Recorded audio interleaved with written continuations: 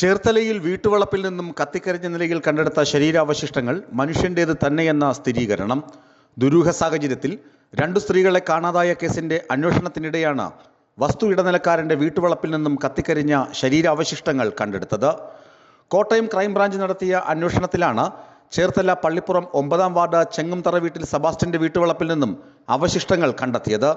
മരിച്ചത് കോട്ടയം ഏറ്റുമാനൂർ സ്വദേശിനി ജൈനമ്മ ആണെന്നാണ് പോലീസിന്റെ വിലയിരുത്തൽ. സ്ഥിരീകരണത്തിനായി DNA പരിശോധനയ്ക്ക് ജൈനമ്മയുടെ കുടുംബം ഇന്ന് സാമ്പിൾ നൽകിയിരുന്നു. ചേർത്തല കടക്കരപ്പള്ളി ആലുങ്കൽ സ്വദേശിനി ബിന്ദു പത്മനാഭൻ, ജൈനമ്മ എന്നിവരെ കാണാതായ സംഭവങ്ങളിൽ സെബാസ്റ്റ്യൻ ക്രൈംബ്രാഞ്ചിന്റെ സംശയ നിഴലിലായിരുന്നു. ലഭിച്ച അവശിഷ്ടങ്ങളിൽ ശാസ്ത്രീയ പരിശോധന നടത്തിയാലേ ഇത് കാണാതായ സ്ത്രീകളിൽ ആരുടെയെങ്കിലുമാണോ എന്ന് തിരിച്ചറിയാനാകൂവെന്ന് ക്രൈംബ്രാഞ്ച് പറഞ്ഞു. തിങ്കളാഴ്ച രാവിലെ മുതൽ Kottayam crime branch SP Girish P സാരഥിയുടെ നേതൃത്വത്തിൽ സെബാസ്റ്റ്യന്റെ വീട്ടുവളപ്പിൽ പരിശോധന തുടങ്ങിയിരുന്നു. ഉച്ചയ്ക്ക് ശേഷമാണ് അവശിഷ്ടങ്ങൾ കണ്ടെടുത്തത്. ഇതോടെ വീടും പരിസരവും പോലീസ് ബന്ദോബസ്തിലാക്കി. സെബാസ്റ്റ്യനിൽ നിന്ന് ലഭിച്ച വിവരങ്ങളുടെ അടിസ്ഥാനത്തിൽ തന്നെയായിരുന്നു പരിശോധന. ശാസ്ത്രീയ പരിശോധനാ സംഘവും വിരലടയാള വിദഗ്ധരുമടക്കം വൻ പോലീസ് സംഘമാണ് സ്ഥലത്ത് എത്തിയിരുന്നത്. ബിന്ദു പത്മനാഭന്റെ തിരോധാനം അന്വേഷിക്കുന്ന ആലപ്പുഴ ക്രൈംബ്രാഞ്ച് SP ഷൗക്കത്ത് അലിയുടെ നേതൃത്വത്തിലുള്ള സംഘവും സ്ഥലത്ത് എത്തിയിരുന്നു.